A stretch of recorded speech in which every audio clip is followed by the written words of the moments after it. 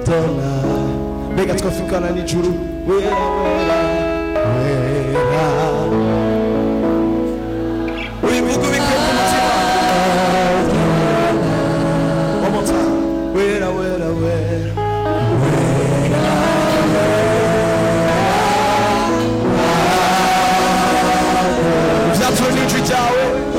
Wera wera tugiye mwanya wo gutazira Imana ibivana n'ivugwa cyane ibivana n'ibigwanya bose wowe guti wera wera wera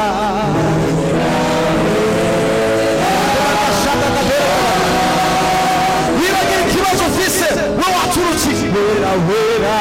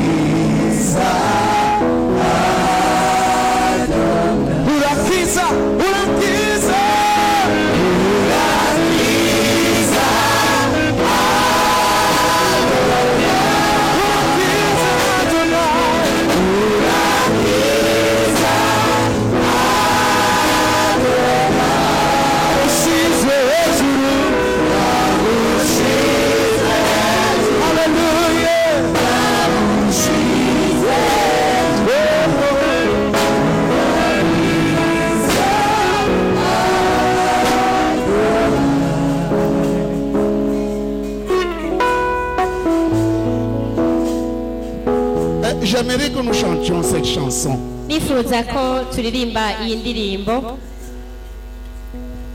Il n'y a personne dans les cieux qui peut combattre et vaincre Jésus. Personne sur la terre. Personne sur la terre.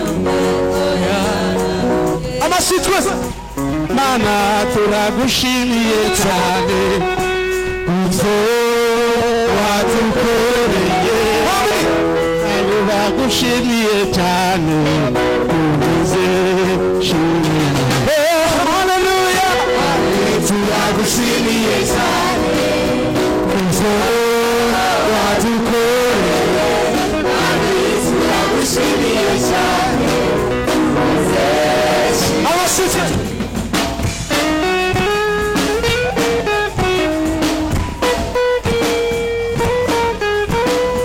kwingira usayo haguruka turimba indirimbo amen amen amen amen amashi yawe ndayumva haleluya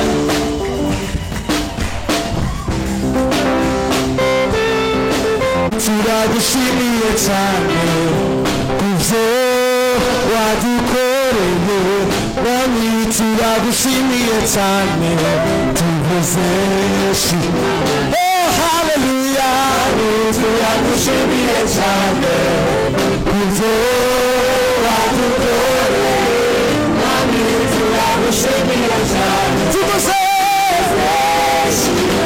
oh haleluya turagushimiye cyane kuzo wadukoreye wami turagushimiye cyane tuvuze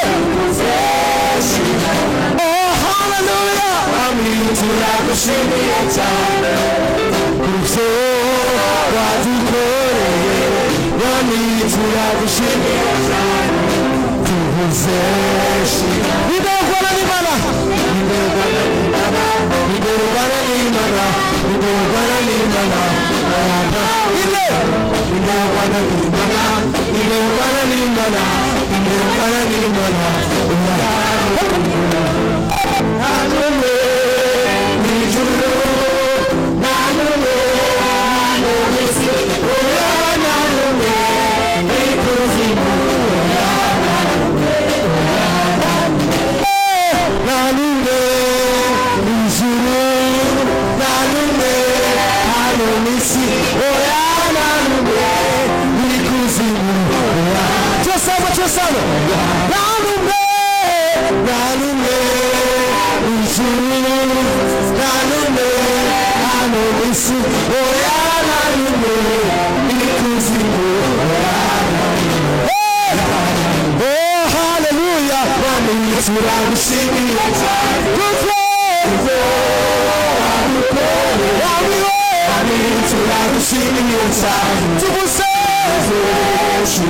oh hallelujah wami turagushimiye cyane tuvuze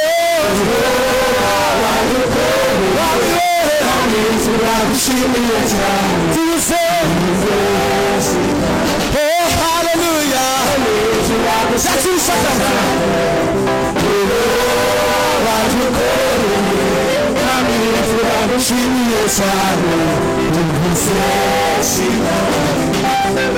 Seigneur, nous sommes reconnaissants pour tout ce que tu fais pour nous. Seigneur, nous sommes reconnaissants et te disons merci.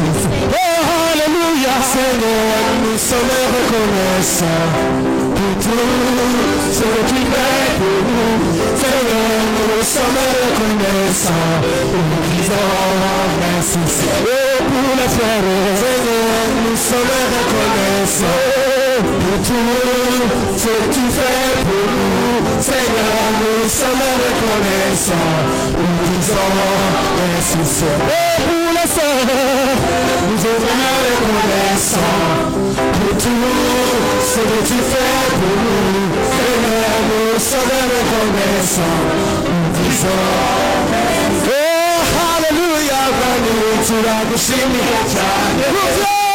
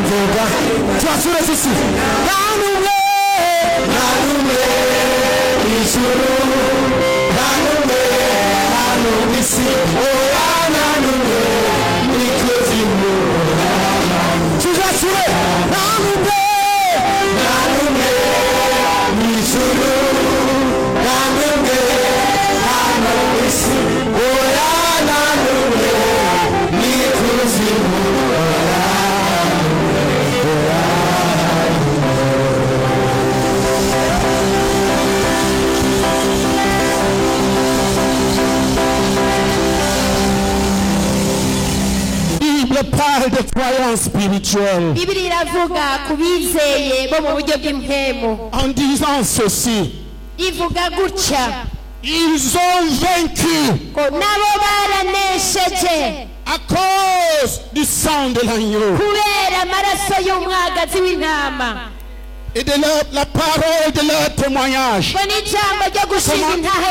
sont les démons, ils ne peuvent pas supporter. Regardez, frère.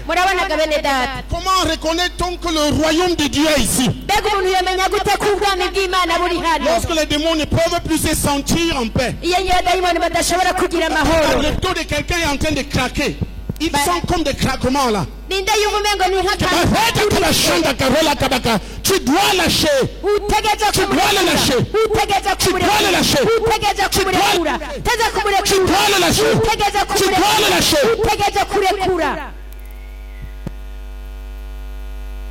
C'est où là? Lève la main. Dieu est déjà en train d'opérer dans la salle. Si tu sens les craquements, tu peux regarder, ton problème de dos est parti. Applaudissons pour Jésus. Applaudissons pour Jésus.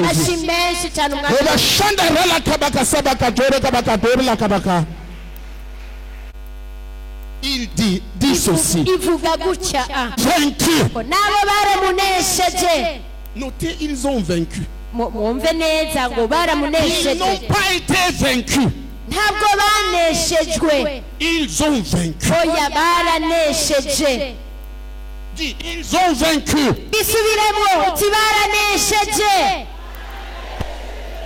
Ils ont vaincu.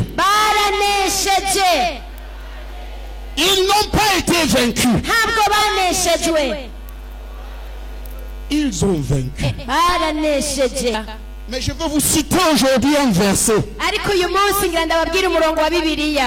C'est Apocalypse 11 verset 12, c'est ça? 12 verset 11.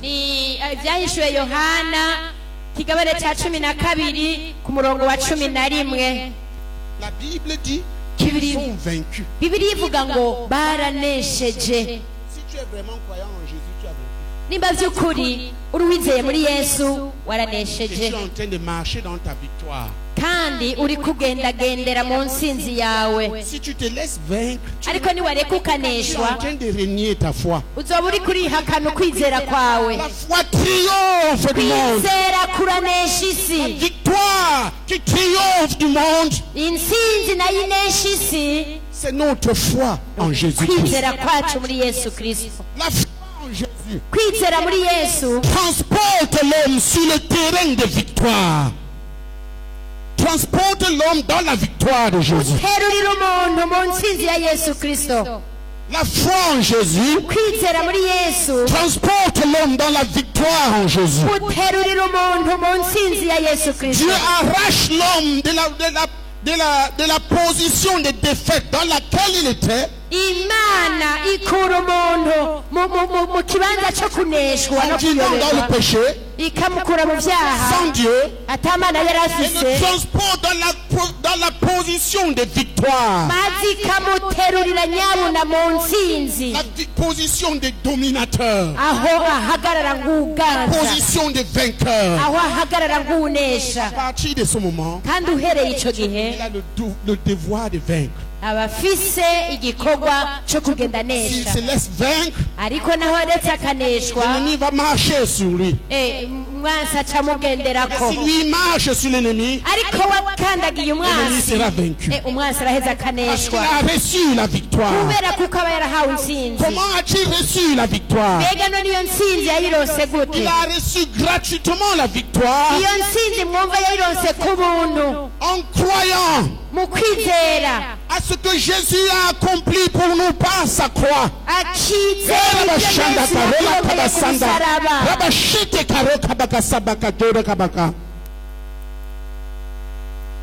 Au nom de Jésus.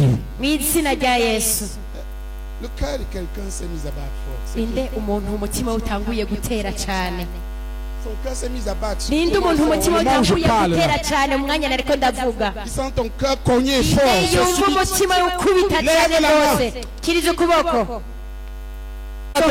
Lève la main. kiriza ukuboko kwawe C'est qui? uyu muntu ninde Écoute. Si tu mwumvirize te caches, tu gardes un démon. niwabinyegeza uzoba unyegeza idayimoni Je répète une dernière fois. birasubiremo bwa Le nyuma cœur de quelqu'un est en train de battre. hari umuntu umutima we uri C'est cyane comme s'il a peur. umenga afise Ce ubwoba uyu n'est pas muntu lui qui a peur, c'est le démon qui a peur. umenga afise ubwoba ariko niyo damiyoni niyo ifise ubwoba Un pasteur va là. hagira umupasitori mo kabiri hanyuma utegeke Lève-toi. zisohoke Lève-toi. haguruka Commande que cet esprit sorte. mutegeke iyo mpemu mbi isohoke Courbe-le en deux. mwunamikemo kabiri mwunamikemo kabiri Comment qu'il soit mwunamike un pasteur s'adjoint à lui. Quand je parle de pasteur, vous vous levez, frère. Vous rendez ministère. genda mwumvire ibyo yavuze ni ukumwunamikamo kabiri Pliez-le en deux. Commandez qu'il sorte. tegeka iyo dayimoni isohoke Il l'a aussi assez embêté comme ça. Amen. Amen. amen Amen. amen aranesheje Parce qu'ils ont cru à la victoire que Jésus-Christ leur a donnée à la croix de Calvaire. intsinzi yesu kristo yabahereye ku musaraba i karivariyo Ils connaissent barabizi la victoire que Jésus a remportée pour eux. barazi intsinzi yesu yabarongeye Parce qu'ils sont très forts. ntabwo banesheje kubera abantu Parce bakomeye que Jésus a combattu et vaincu pour eux. oya kubera yesu Il leur a donné la yarwanye victoire. kandi akanesha ku bwabo agaca abaha C'est pour intsinzi ça que si tu n'appartiens pas clairement à Jésus, ni nacyo gituma nimba by'ukuri utiyeguriye yesu tu es la nourriture de Satan. uri imfungurwa za satani Il va te manger aller et retour. azokurya hirya no hino atashakirya Rien que tu peux faire ne peut l'empêcher de te manger. nta na kimwe icyo wakora cyose cyo muza kukurya Dans le jardin, lorsque Adam a péché, mu itongo rya edeni igihe adamu akora icyaha Dieu a établi l'homme pécheur, imana yashyizeho umuntu w'umunyabyaha poussière. nk'umukungugu Il retournera à la poussière. bazosubira mu mukungugu Et dans le même livre, muri icyo gitabo nyine il a établi Satan comme le serpent acashiraho satani nk'inzoka qui devait se nourrir de la poussière. iyo nzoka nayo yotunzwe n'iyo mukungugu Le pécheur umunyabyaha est la nourriture du diable. ni imfungurwa ya satani L'âme du pécheur aho umunyabyaha est la ari consommation quotidienne de Satan. niyo mfungurwa ya buri munsi ya satani Lorsque quelqu'un rejette Jésus, iyo umuntu yihakanye yesu tient au diable. aca aba uwa satani Et le diable ne vient pas pour bénir, non. kandi satani yaje ntabaje Il guhezagira vient pour oya égorger, abaje kunigura pour détruire. abaje gusangangura Pour tuer. abaje kwica Tu sembles très sage, umengura umuntu atekereje cyane mais la nuit tu étouffes. ariko mu ijoro urabura impemu C'est vrai? nibyo mu ijoro urabura impemu La nuit. mu ijoro wumva ikintu umengo kikuniga hari ibintu bigucakira mu muhogo Ça te gorge. bikakuniga Mais tu te sembles très correct. ariko usa n'umuntu Tu, es atunganye là. uri imfungurwa ya satani Tu accuses uragiriza les sorciers. ukagiriza abarozi Le problème n'est pas les sorciers. ingorane si abarozi Le problème, c'est ton refus de suivre Jésus-Christ. ingorane yawe no kuba waranse gukurikira yesu kirisito Aucune protection. nta gukingirwa na kumwe Tu es ufise livré. ura Tu es warahebwe poussière. uri umukungugu Et le serpent doit se nourrir de cette poussière. kandi inzoka nayo itegerezwa kurya uwo mukungugu Il va t'égorger. azokunigura Il va te détruire. Il va azogusangangura tuer. azokwica Tout ce qu'il peut faire. ni ivyo vyonyene vyo ashobora Il peut te gukora miroiter des biens pour un temps. C'est pour te détruire. arashobora kuguhendesha ibintu akanya kugira ngo mu kanya azoca ahindukira agucakire Alléluia. amen Mais ceux qui sont en Jésus ariko abari muri yesu ont été transportés et établis dans la victoire de Jésus. barimuwe baterekwa bimurirwa mu Jésus nsinzi ya a yesu remporté kristo pour eux la victoire. yesu yarabaronkeye Par intsinzi leur foi, kandi kubwo kwizera kwabo ils savent qu'ils ont vaincu. barazi neza ko Non banesheje pas parce qu'ils ont fait quelque chose, atari ukubera ikintu mais parce kanaka qu'ils croient en la bakoze victoire que Jésus a remportée pour eux. ariko kubera bizeye intsinzi yesu yabaronkeye Voilà la première chose. nico kintu ca mbere Foi kwizera en ce que Jésus a fait pour mu moi byo par yesu sa kristo croix. yankoreye La deuxième chose qu'ils ont, ca kabiri bafise ce qu'ils disent. ivyo bavuga Quand ils ouvrent la bouche, iyo buguruye umunwa ils témoignent barashinga intahe de ce que Jésus a fait. bashingira intahe ivyo yesu akora Ils proclament la baratura victoire. intsinzi Ils cognent le pied. iyo basitaye kwibuye Bang. Ils sont mal. akumva arababaye Il veut crier aïe, aïe, aïe. ashaka ngo ai ai atoya Mal. avuga ati waba ubabarewe Par le meurtrissure de Jésus, je suis guéri. Tu dois disparaître. imishishagu ya yesu narakize genda agaca atangura gutambuka ngo narakize wowe nawe ubabare Il est nsimangana en train de proclamer sa victoire aba sur le ariko mal. yatura intsinzi yiwe kuri ubwo bubabare aba afise Il ne se soumet pas. ntabwo aca bugufi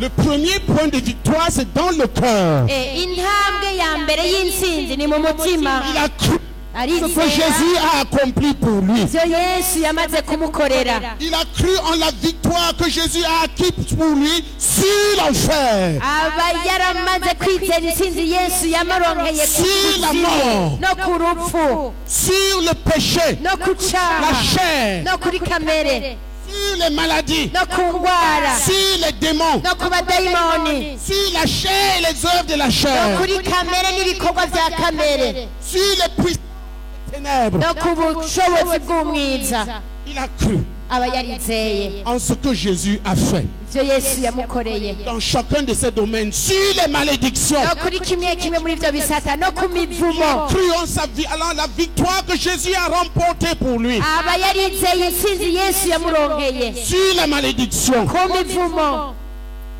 sur la pauvreté, ku bukene sur la pauvreté. no ku bukene Il a cru dans le cœur. aba yaravyizeye mu Non, mutima face à la pauvreté, ari imbere y'ubukene il n'est pas selon ce qu'il voit. ntavuga yisunze ivyo abona Il parle selon sa foi. avuga yisunze ukwizera kwiwe Il n'a pas mangé, ntabwo aba yafunguye mais il proclame, ariko akatura Dieu, je te bénis ati mwami ndagushima parce que tu es mon berger. kuko uri umwungere wanje Je ne manquerai de rien. kandi nta na kimwe nzokena Je n'ai pas mangé aujourd'hui uyu munsi et maintenant sinafunguye je mangerai. ariko nawe ntaribu nzofungura Parce que tu es l'éternel qui pourvoit. kuko uruhoraho ampa ivyo nkeneye Tu es l'éternel qui pourvoira. uruhoraho azompa ivyo Hallelujah. nkeneye amen umviriza Il parle aravuga selon ses sens charnels. atisunze ibice vyiwe vy'umubiri Il parle avuga selon sa connaissance, la connaissance de la victoire de Jésus qu'il a. yisunze ivyinsi vyo kumenya intsinzi ya yesu afise Oh le lendemain, bukeye il reçoit 10 000. akaronka ibihumbi 10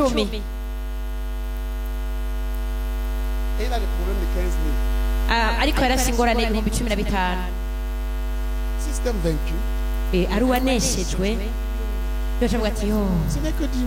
mbega ndose ibihumbi 10 gusa Qu'est-ce que je vais faire? mbega none ndabigenza Je vais gute prendre les autres 5 000. mbega bitanu bindi ivyo nari nkeneye Si ndabikura c'est un vainqueur, ariko ari uwanesheje il dit, je te bénis, Seigneur, avuga ati ndagushima mwami pour ces 10 000, kuri bino bihumbi 10 ndose urakoze pour ta bénédiction. kubw'umugisha Je wawe proclame kandi ndatuye ko ndi umutunzi sur les 10 000, kuri ivyo bihumbi 10 il enlève les 10 000 agaca akuraho ibigira et 10 les offrandes. n'amagi n'amashikanwa Il les donne. akabitanga Il lui reste agasigarana 1500. ibihumbi 8,500. Tu vas voir bientôt la victoire. nuwo niwe buca aronka Il a intsinzi parlé aba yavuze selon la victoire que Jésus a remportée sur lui, pour lui, sur la pauvreté. intsinzi yesu aba yaramurongeye ku bukene araheza agenda Non. Il a marché pratiquement aca agenda dans l'obéissance à ce que Jésus commande dans ce yumvira mu domaine. byo yesu yategetse muri ico gisata Et il s'attend avec assurance hanyuma agaca yitega kandi ashize à amanga voir les écluses des cieux s'ouvrir et la bénédiction descendre sur lui en kubona abondance. amadirisha y'icura akinguka kugira ngo umugisha Je marche.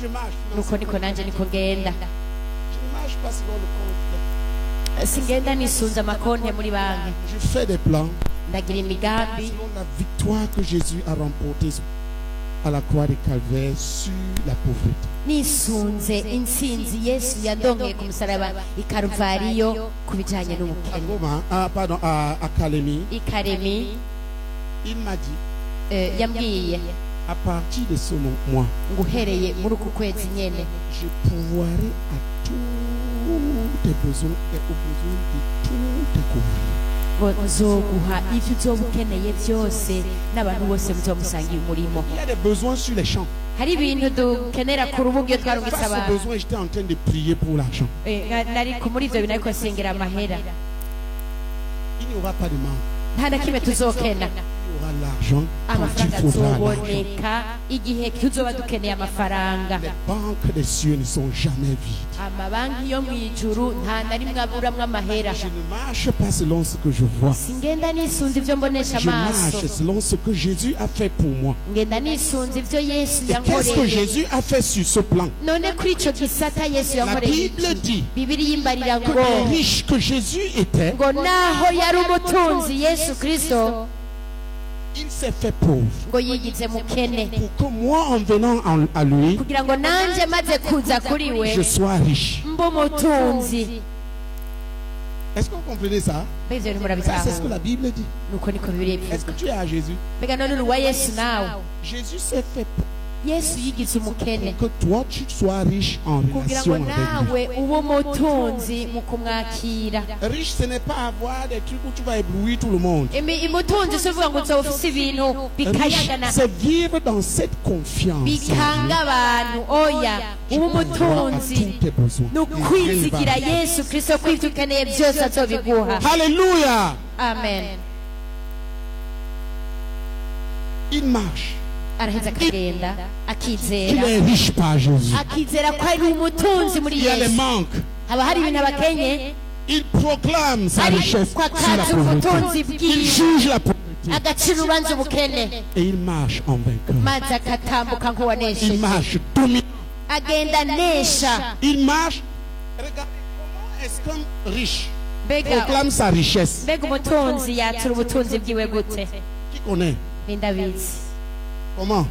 agenda gute umutunzi Qui va nous dire? ninde yotubwira Qu'est-ce qui fait que l'on puisse dire celui-ci est riche? ni igiki worabira ku muntu ukavuga uti vy'ukuri rya muntu n'umutunzi Qui va nous dire? ninde yobitubwira Oui. Regardez-vous. nimurabe Celui d'entre nous ici qui donne plus est celui qui est le plus riche. ubu buri umuntu hagati muri twebwe atanga vyinshi kurusha abandi niwe mutunzi Ceux qui croient qu'ils sont pauvres proclament leur pauvreté par Aïe, leur incapacité. kene nabo bavatura ubukene bwabo mu kudatanga. Celui-là, il vient d'avoir 10 000.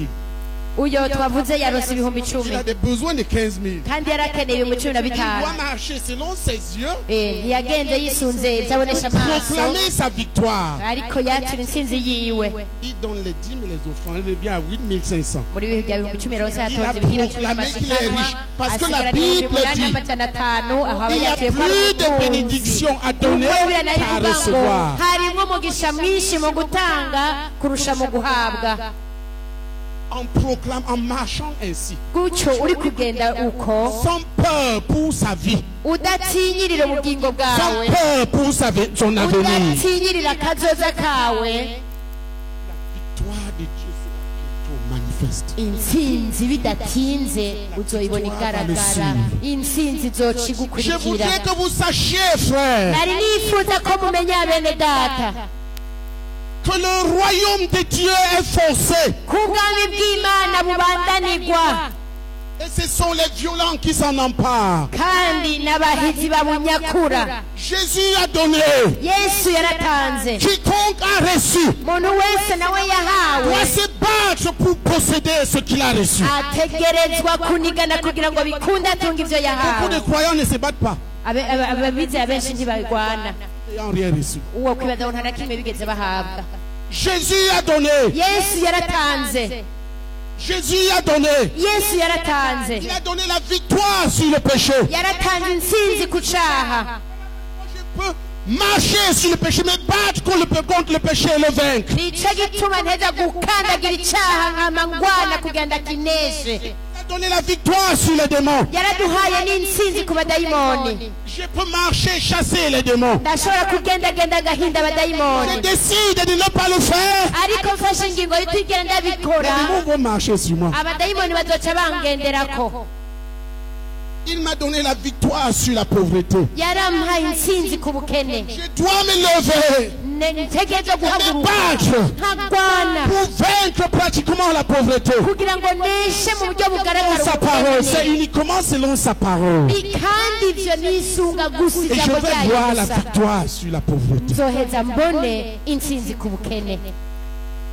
Je voudrais que les saints comprennent. Nanifuza ko abera batahura Tout reçu en Jésus-Christ par la foi, ko twaronse vyose muri Yesu Kristo mu kwizera. voir tout ce que tu as reçu va demander que tu mènes la guerre.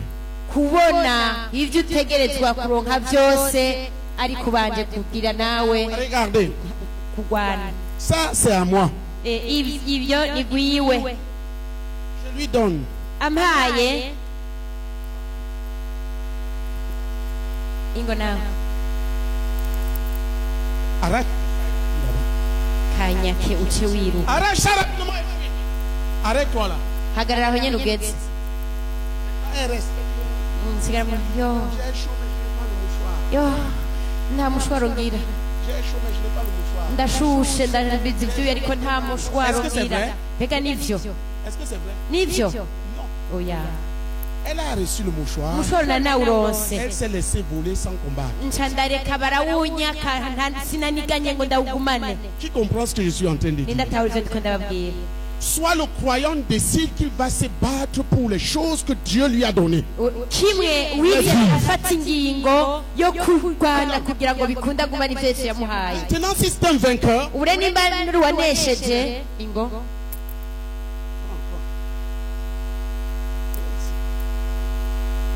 maintenant, ubu naho passe pour lui arracher, toi tu tiens. uhace kugira ngo ukanyake ariko Essaye d'abord d'arracher ça. gerageza unyake une mushwaro. Wapi? Voilà, vous voyez. Mwabonye Que tient, commence à commander, à combattre. wanesheje aragumya hanyuma akagwana. Tu tiens Gerageza gerageza et tu commandes. ndagategeka. Jésus, ceci m'appartient. Tu ne peux pas m'arracher, tu es un voleur. Va prendre le nom de Jésus. ushobora kuyinyaka, genda mu izina rya Yesu. Alléluia. Amen. Genda. Genda Tu fuis. ucuhunga. Alléluia. Applaudissons pour Jésus. Komera amashyi Mwami Yesu. Tu le laisses faire, Ariko wirekuye tu seras battu. uzoheza Il utsindwe n'y a rien à faire. kandi nta na kimwe kizoba kigishobotse. Le croyant a reçu la victoire. wizera yarahawe intsinzi. Notez bien. Mubyumve La neza. victoire sur quoi? Intsinzi kuki? La victoire sur l'enfer. Intsinzi ku muriro udahera. Jésus en moi. Yesu muri jewe. L'assurance que je ne verrai jamais être mort. N'ubushizi bw'amanga ko ntazigera ninja mu muriro udahera. Jamais en enfer. Na rimwe Terminé. byararangije umuriro udahera. Jésus est en moi et moi je suis à Jésus. Yesu ari muri jewe nanjye ndi uwa Yesu. Jésus est le ticket. Yesu ni nk'itike izonyinjiza mu ijuru. Ce que le diable va faire, Ibyo Satani azogerageza gukora, il arrive chez le jeune croyant, il essaye de lui arracher cette assurance. arashika ku muntu yagejeje kwizera akagerageza kumunyaga ubwo bushizi bw'amanga. Alléluia. Amen. Le vrai croyant ne périra jamais. Wizeye rero nyawe Celui ntazigera qui a apfa. reçu Jésus, que Jésus tient dans ses mains. ubu muntu yamaze kwakira Yesu, Yesu nakaba amufise mu À moins biganza qu'il ne byiwe.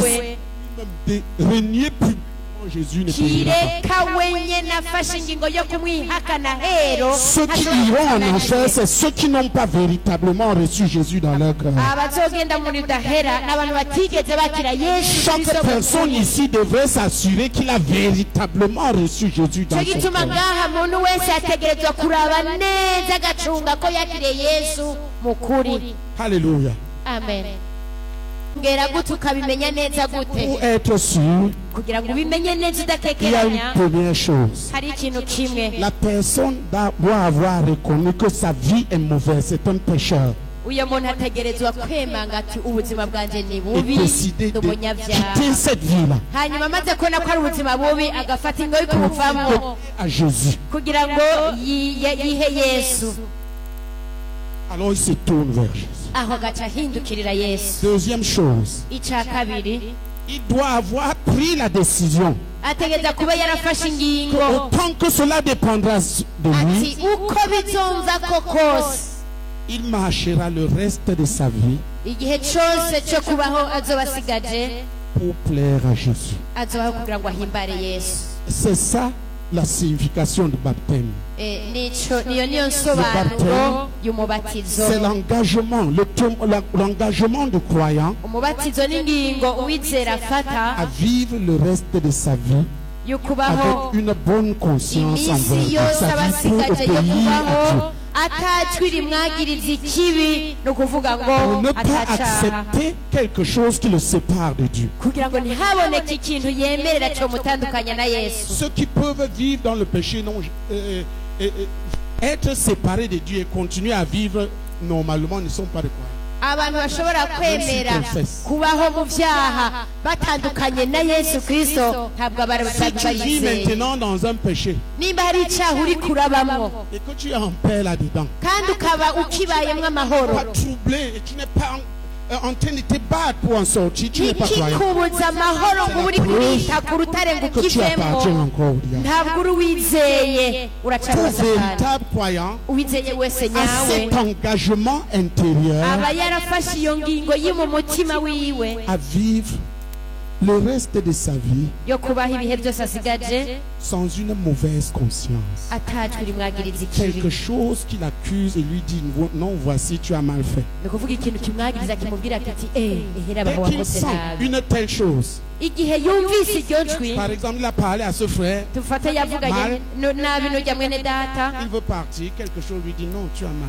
yashaka gutandukana nawe mu mutima ati Il ne peut hajya pas garder wagize ça parce nabi. que ça va le bloquer. icyo nicyo kirengeje Il va kuko demander pardon et cyomuzibira. demander que le sang de Jésus le lave. aca agaruka akamusaba imbabazi, agasaba n'amaraso ya Yesu Kristo akamwuhagira. Sa conscience est à nouveau. Il n'y a plus ijwi ryo mu d'accusation. mutima wiwe risubira kumwagiriza ukundi. Chaque croyant, uwizeye wese, chaque personne qui s'est baptisée, umuntu wese yabatijwe, en se baptisant, était en train de dire hajya yabatizwa yari kwavuga pour ngo le reste de mes jours, ibihe byose nsigaje byo je vais kubaho vivre ngiye kubaho pour m'assurer que kugira ngo menye neza ko je marche devant toi avec une bonne conscience. ngendera imbere yawe Mana atacuri Tous ceux qui yagiriza ont des ikibi. péchés cachés abafite ibyaha byose binyegeje et veulent les continuer. Quand Kandi tu vois bagashaka quelqu'un qui veut continuer son péché, ce kubibandanyamo. n'est pas un croyant. Il n'a jamais. aho ntuba La Bible dit warizeye. qu'il n'a jamais vu. Jésus ne l'a jamais vu. Et lui, il bibiliya n'a jamais ivuga vu. ngo uyu muntu Yesu ntigeze kumumenya. Il y a cet engagement. n'igihe haba hari iyo ngingo reste de sa vie pour plaire à Jésus. yo kubaho iyindi minsi yose ubusigajeho kugira ngo uhimbare Yesu. Que l'Esprit de Dieu vient. Niho mwe mu Imana heza akaza, Jésus entre, Yesu akinjira, gouverne.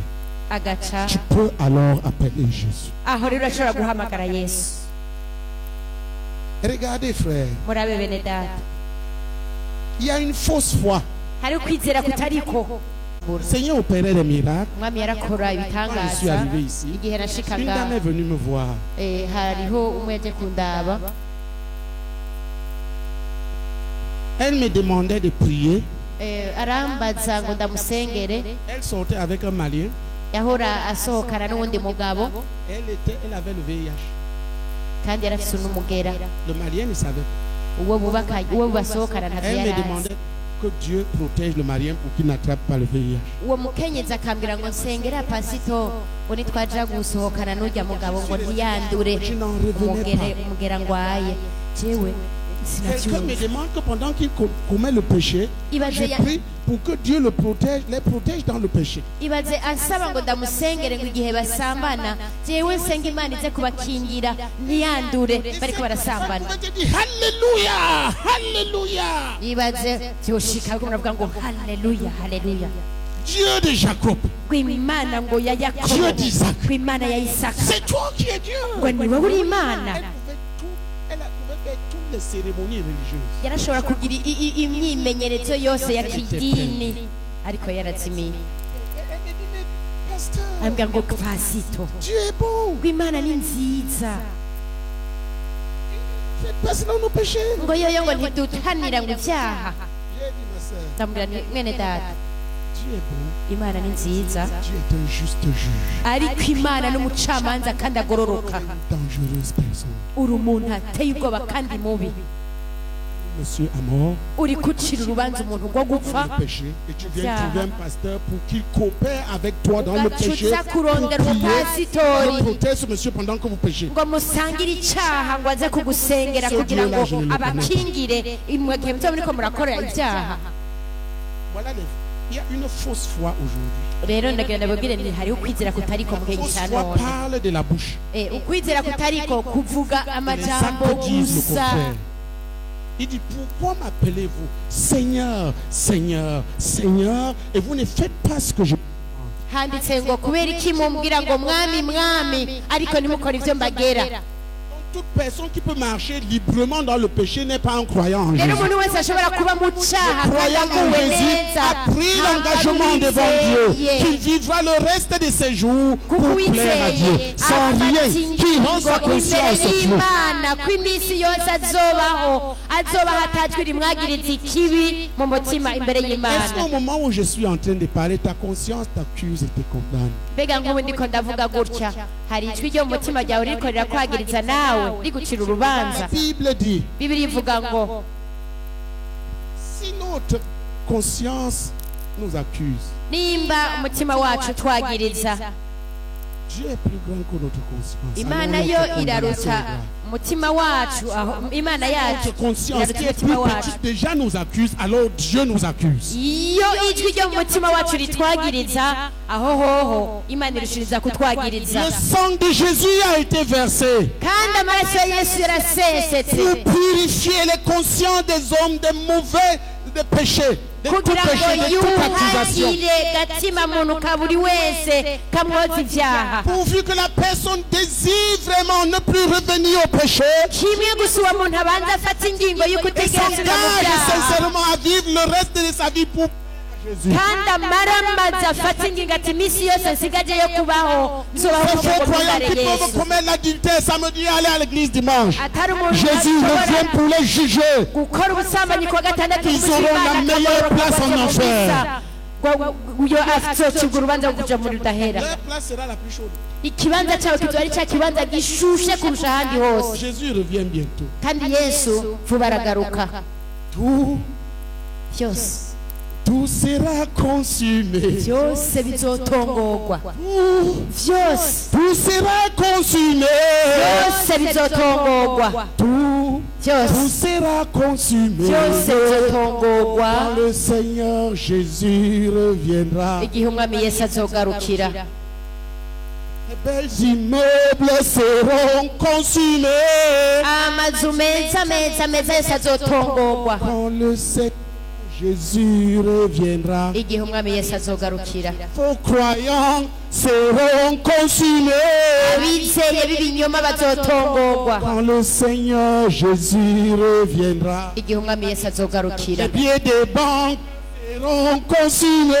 amafaranga muri za banki azotongorwa Quand le Seigneur Jésus igihe reviendra, umwami yesu azogarukira mais nous, ariko tweho nous serons enlevés. tuzoduzwa Nous tweho serons enlevés. tuzoduzwa Nous tweho serons enlevés. tuzoduzwa Quand le Seigneur Jésus reviendra, igihe umwami yesu azogarukira que témoigne ta conscience mbega ijwi ryo mu mutima wawe que si Jésus rivuga revient iki maintenant, tu seras enlevé hamwe et tu yesu seras yoza consumé. ubunyene wotongorwa canke woduzwa Ta conscience. ijwi ryo mu mutima wawe rikubwira ngo iki Vas-tu régler ça maintenant? mbega ugiye kubitunganya nonaha Vas-tu régler ça maintenant? mbega ugiye kubitunganya nonaha Vas-tu régler ça maintenant? mbega ugiye Ou kubitunganya vas-tu nonaha continuer à faire semblant pendant que ta conscience te juge? cyangwa ugiye kubandanya wigirisha kandi ibyo mu mutima wawe uri kwagiriza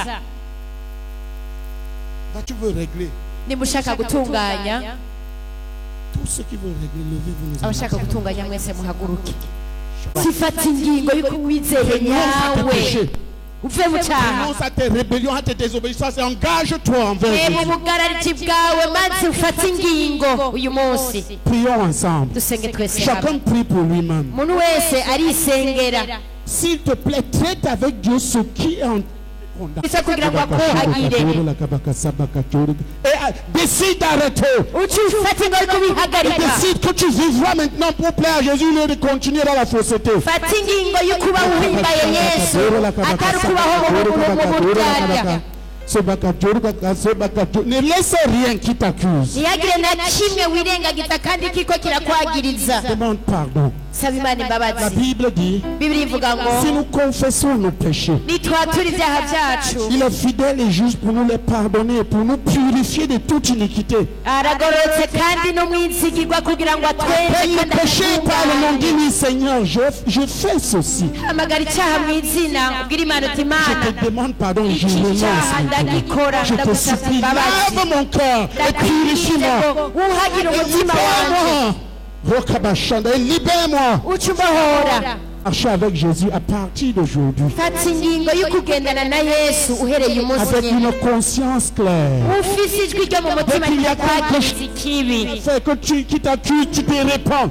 nimba ari ikindi kiriko kirakwagiriza wakoze ucihane Engage-toi envers lui. fata ingingo imbere Dis-lui, y'imana Seigneur, vuga uti mwami répète avec moi, Seigneur, subiramo uti mwami je renonce à ma vie de pécheur. ndahevye ubuzima bwanje bw'ivyaha Et je renonce à toute pratique de péché. kandi ndahevye n'ibintu vyose nkora vy'ivyaha Au nom de Jésus-Christ, mu izina rya yesu kristo je renonce à la pratique de telle chose, à la pratique de telle chose, à la pratique de telle chose et à la pratique de telle chose. uca udondagura ibintu ukora uti ndahevye gukora iki ndahevye gukora kino ndahevye no gukora biriya byose ubidondagure uko ivyo bintu byose nshobora kuja Ne mw'ijuru pourra pas aller au ciel. umuntu araba amasinema y'abantu bari gusa bakora ibiterasoni Condamné toi-même. ntashobora kuja mw'ijuru Je renonce à telle chose, uti Seigneur. ndahevye kiriya kintu Je mwana renonce à telle pratique. uti ndahevye Je gukora biriya renonce à bintu telle pratique. ndahevye gukora na Je biriya renonce à telle pratique. ndahevye gukora na biriya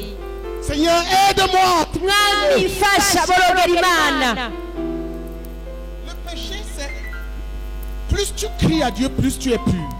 uko borogera imana niko ubandanya wezwa Crie à Dieu de toutes ses forces. Seigneur, aide-moi et délivre-moi de telles choses. borogera imana rero ati mwami fasha umbohore kino kintu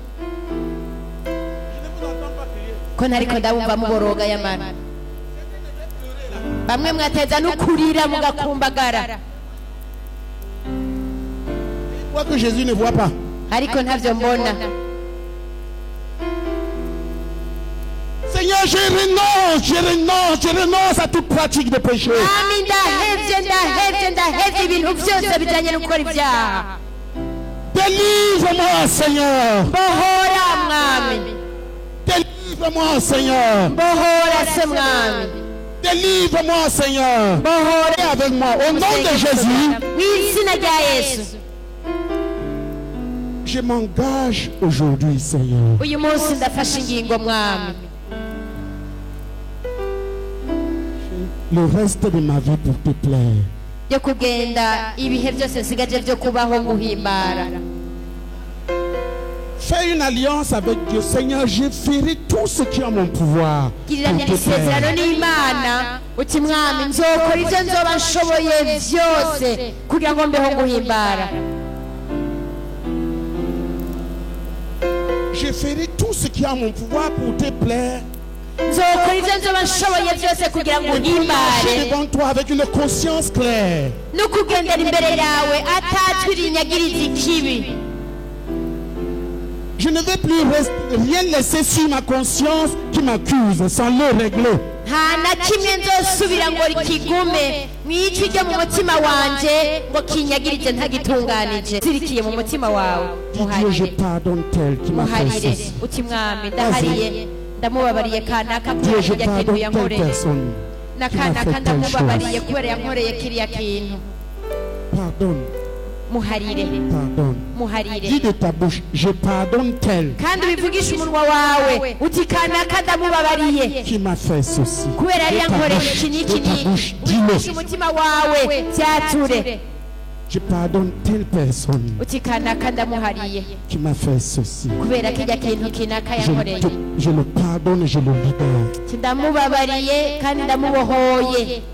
Dis au nom de Jésus, toi tel, je te pardonne et je te libère. vuga umuvuge mu izina uti mu izina rya yesu naka ndakubabariye kandi ndakubohoye kubera kirya kintu wankoreye. Merci Seigneur. urakoze mwami Merci Seigneur. urakoze mwami Merci Seigneur. urakoze mwami yesu Merci Seigneur. urakoze mwami yesu. Asseyons-nous. twicare Décidez dans ton cœur wamaze gufata ingingo mu mutima wawe yo kuva mu buzima bw'ibyaha et de vivre le reste de ta vie pour marcher avec Jésus kugira ngo dans sa ubeho sainteté. iminsi yawe usigaje yo kubaho wejejwe. Il te reste à faire une chose, ariko uba usigaje gukora ikintu kimwe venir à Jésus habasigaye kuza kuri yesu et lui demander de venir habiter dans. ukamusaba kugira ngo aze kuba mu mutima wawe. Il va venir. araheza nawe Et akaza une fois que Jésus est entré, c'est fini, mon frère. kandi yesu amaze kuza kuba mu mutima wawe ibijyanye n'umuriro udahera biba bihetse. Quand Jésus entre dans un cœur, iyo yesu yinjiye mu mutima w'umuntu by'ukuri iby'umuriro udahera biba birangiye. si tu n'as pas Christ dans ariko ton cœur, nimba udafise kristo mu mutima wawe tu iras en enfer. uzoca mu muriro udahera. Je l'ai reçu en septembre 97. jewe naramwakiriye mu kw'icenda 97. Une nuit. joro rimwe En septembre 91. mu kw'icenda 91. urakoze. As-tu décidé de quitter ta vie de pécheur? mbega warafashe ingingo yo kuva mu byaha. As-tu engagé ton cœur à marcher avec Jésus à partir d'aujourd'hui? wowe wahindiye umutima wawe ufata ingingo yo kugendana na yesu uhereye uyu munsi. Si c'est vrai, lève ta main nimba by'ukuri bimeze uko kirize ukuboko kwawe comme ça. kirize gutya Lève ta main au nom de Jésus. Lève ta main. kirize ukuboko kwawe. Et si vous êtes décidé à ne pas répondre au Seigneur Jésus, nimba mwafashe ingingo yo kutitaba akamo umwami yesu abateye. je parle aux gens pour la gloire. jewe mbwira abantu ku bw'icyubahiro cya yesu. Tu veux recevoir Jésus. urashaka kwakira yesu. Si tu laisses la honte t'empêcher, c'est la honte qui va te conduire toute ta vie. niwareka isoni zikakubuza nizo zizaze kurongora ubuzima bwawe bwose. Tu as décidé dans ton Jésus. nimba ushaka kuba uwa yesu Lève ta main. nukirize ukuboko kwawe gutya. Alléluia. amen.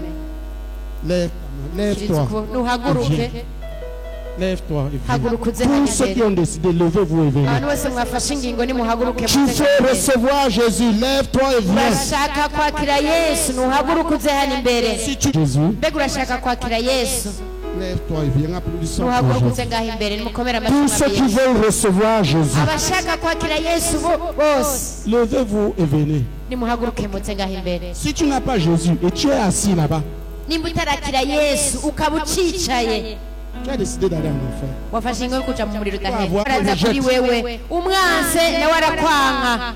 Celui qui veut qu'il vienne, ushaka wese naze il prenne gratuitement. maze yakire ku buntu. Voici, je suis à la porte, je frappe. ehe Yesu aravuga ngo ndi ku rugi ndatotora. niko Yesu Si avuga. quelqu'un entend ma voix harageze et ouvre son cœur, niwumva ijwi ryanjye ukubura umutima wawe nzinjira J'entrerai. nzinjira J'entrerai. nzinjira J'entrerai. nzinjira J'entrerai. nzinjira J'entrerai. nzinjira J'entrerai. nzinjira. si Jésus n'est pas clairement entré dans ton cœur un jour, Yesu nimba by'ukuri bitazwi neza tu ku veux le recevoir mutima maintenant. wawe urashobora kumwakira ubunyene. Lève-toi et viens. nuhaguruka uze umwakire Lève-toi et viens. nuhaguruka uze umwakire Lève-toi et viens. nuhaguruka uze umwakire. Ils sont pour Jésus. mukomere amashyi umwami Yesu. Où sont les pasteurs? agira umupasitori aza kuba Venez les conduire. ngwino mubakirize umwami Yesu. mubakire mukomere amashyi umwami Yesu. Applaudissons pour Jésus. mukomere amashyi umwami Yesu. Et prenez-en soin. genda mubitwararike. Alléluia. amashyi menshi umwami Il y Yesu. a de la joie au ciel pour une seule âme qui se répand. kubw'iyi mitima y'abantu babiri bihanye. Maintenant, si tu as Jésus, rero nimba uba umaze kuba uwa Yesu tu dois te battre pour l'héritage qui t'a été donné. utegerezwa kunigana kubw'umugabane wahawe. Je vais mettre là une liste des choses contre lesquelles tu dois te battre et triompher. genda bagirire urutonde rw'ibintu utegerezwa kurwanira kandi ukabitsindira. Il y a l'enfer. Le seul remède de l'enfer, c'est recevoir Jésus. umuti umwe utegekanije kugira ngo ucike umuriro udahera no kwakira Yesu. Il y a les œuvres, le péché. hariho icyaha,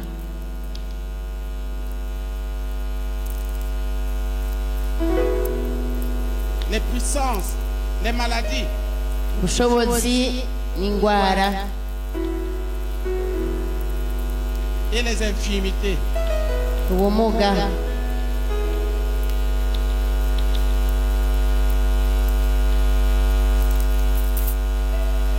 Les démons.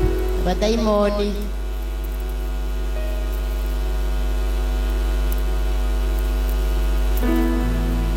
Il y a les malédictions. imivumo.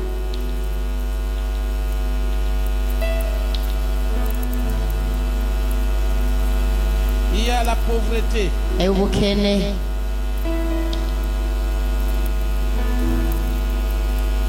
Aussi encore quoi? Le monde, les idoles. hariho ibigirwamana. Il y a les forteresses. Non, les alliances amasezerano mabi. maléfiques.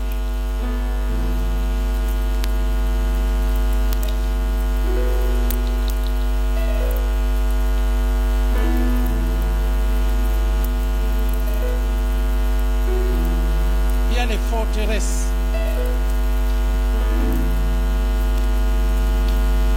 Ainsi de suite. Quand nous parlons des idoles, nous parlons du monde, des choses, de l'amour du monde, des choses du monde qui t'accaparent. tuvuze isi tuba tuvuze n'urukundo rw'isi biba bikunyoshe. Le royaume de Dieu s'impose par guerre. ubwami bw'Imana bushigwaho habanje kuba intambara. La Bible dit le royaume de Dieu est forcé. ko birivuga ngo ubwami bw'Imana burabandanirwa. Lisons-le. reka tubisome. Le royaume de Dieu est forcé. ubwami bw'Imana burabandanirwa Et ce sont les violents qui... kandi n'abahizi nibo babunyakura. Prenez Matthieu 11, verset 12. Matayo kigabane cya 11 umurongo wa 12. Dans certaines versions, il dit le royaume de Dieu est une question de guerre. ahandi naho hari abahinyanyura akavuga ngo ibijyanye n'ubwami bw'Imana ni nk'intambara. Le royaume de Dieu est une question de guerre. Ibijyanye n'ubwami bw'Imana ni nk'intambara. Dans cette guerre, kandi muri iyo ntambara la personne qui sera la plus violente qui va l'emporter. ni uwurusha abandi ubuhizi ni waheza akayitsinda. hari umuntu yoza akabisoma gantu Une personne en Kirundi, une autre en abantu babiri français. munsi umwe aze gusoma mu gifaransa undi asome mu kirundi.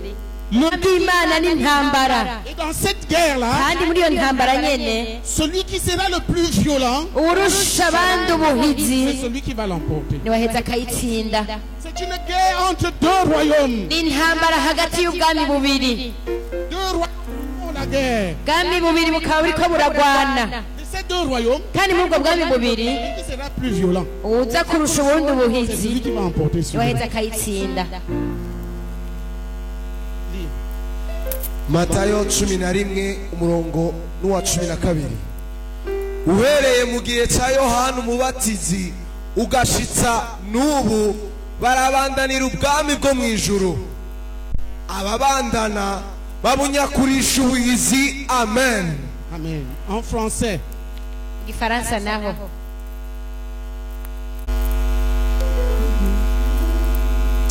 Depuis le temps de Jean-Baptiste jusqu'à présent, le royaume des cieux est forcé. Et ce sont les violents qui s'en emparent. Amen. Amen. Alléluia. amen. Dans certaines versions, il dit depuis le temps de Jean-Baptiste jusqu'à présent, le royaume de Dieu est pris par violence.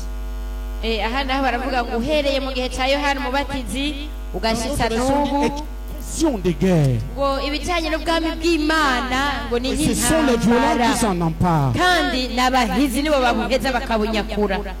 Quand tu entres dans une église iyo winjiye mu ishengero où il n'y a jamais de démons chassés, iyo atana rimwe bahirukana abadayimoni il faut te poser la question, où est le royaume de Dieu? uze wibaze ikibazo uti mbega ubwami bw'Imana buri hehe? Où est le royaume de Dieu? mbega ubwami bw'Imana buri Où est hehe? la guerre? mbega intambara iri hehe? Quel est le royaume qui est en train de triompher? ni ubuhe bwami buriko buranesha?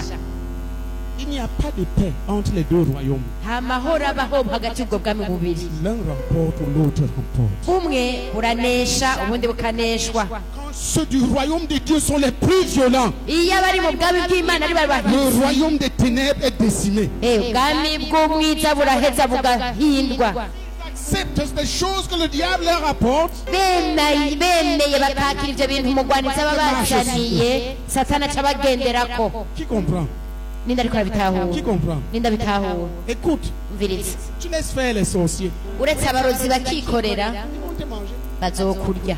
Ils n'ont pas le pouvoir de te manger parce que tu as Jésus, mais ils vont te manger parce que nta tu bubasha ne t'es pas bafise bwo kukurya kubera wakiriye Yesu, ariko bazokurya kubera ntuba uri kuragwana. Je marche partout, j'étais à Kalemi. jewe ndagendagenda hose mperuka ikaremi. Dieu est en train de bénir l'œuvre là-bas. imana iriko irahezagira igikorwa hariya hantu. Dieu parle aux gens dans la ville et les envoie vers le pasteur. imana iravugana n'abantu mu gisagara maze ikabarungika Prière. mu pasitori kugira ngo abasengere. Un de ces hommes clés umwe mu bantu bakomakomeye était un catholique qui se moquait beaucoup des pasteurs. yari umukatolika yakunda gucokora cyane abapasitori Le pasteur est passé un jour lui prêcher l'évangile. kubera umunsi umwe haciye amubwira ubutumwa bwiza Il est rentré chez lui. aca aritahiriwe. C'est dans les problèmes, mais il était moqueur. wa mugabo nge naho yari akomeye agira ingorane kubera yari umuntu acokorana mu ijoro ashaka gusenga. Lui et sa femme mu ijoro we n'umukenyezi ont entendu à la porte. bumva umuntu adodora ku muryango. Il a entendu. arabyumva Sa femme a entendu. n'umugore we arabyumva. Qui nous toque la nuit? ninde ariko aradodora mu ijoro? Il a encore toqué. wa muntu ashobora kandi aradodora. Après, Dieu leur a parlé de manière audible. mu nyuma imana ibabwira n'ijwi ryumvikana. Pourquoi est-ce que je frappe à votre porte et vous ne m'ouvrez pas? ngo kubera iki ndodora ku muryango wanyu hanyuma ntimunyugururire. Le pasteur T. Genda mubonane na pasitori kanaka, genda murabe pasitori Gislaine. Komera amashi menshi umwami Yesu. Imana iramuzanira abantu muri ubwo buryo kuko nawe n'umuhizi muri iyo ntambara. Ubwami bw'umwiza burabangamiwe. Bari bafite ingorane ahantu hose bagenda gushingwa barabagwanya hanyuma bakabirukana. Abantu nabo bari kumwe bagaca bashwiragira bikabasaba umwanya gusura kandi kwegerana. Bati nukuri turakeneye itongo ryacu, turakeneye itongo ryacu. Ngira bambonye je bagira ngo nje ngene ndabashiriye iryo tongo. Imana icimbwira ngo nta na kimwe ukora. Doivent construire cette église pierre après pierre. Bonyene biyubakira iryo shengero ryabo bagereka ibuye ku rindi. Ku munsi w'Imana ku mugoroba abarongozi ndabegeranya ndashiraho ico kibazo. Il y a un frère que Dieu avait envoyé de Bukavu vers là-bas qui avait fait un vœu à Dieu. Hariho mwene data yari yaje Imana barongeki yavuye i Bukavu. Il a donné un terrain à Dieu. Araheza arahitonga Imana. Applaudissons pour Jésus. Komera amashi menshi Imana. Les frères n'en revenaient pas. Bene data ntibabitahura. C'est une puissante église. Ni ishengero rikomeye cyane. Violent dans le combat. Kuko umupasitori nawe ni umuntu w'umuhizi mu ntambara. Hariya l'autre homme uyundi muntu les frères charismatiques catholiques. C'était un conducteur. Yari umuntu bamwe ngo bihebeye Imana. Bajya bafurera Charismatique. baba katolika ba charismatique. Dieu, Imana, en fait, il est venu parce que Dieu lui avait commandé d'aller. yaje kubera Imana yamutegetse ngo agende. Dieu a fait beaucoup de choses. Suivi par des esprits méchants. Imana bakora ibintu bikomeye cyane kwera barakurikirwa cyane impemu mbi. Mais il suivait encore en cachette les choses. Ariko akinyegeza akabandanya aja muri bya bindi by'abakarismatike. Sa fille, si par une maladie terrible. Umukobwa we afatwa n'indwara ikomeye cyane. On l'a envoyé avec sa petite sœur. Barungika mutonyi wiwe. Pendant que je la regardais, je voyais que ce sont les esprits des faux dieux, fausses religions, fausses Jésus. Ndiko ndamuraba ndabona yuko ari impemu mbi z'Imana zitari zo n'amadini atariyo. J'ai posé la main. Ndamurambika ku biganza. J'ai commandé. Ndategeka. Au nom de Jésus. Izina rya Yesu. Faux Dieu. Imana zitari zo. Faux Christ.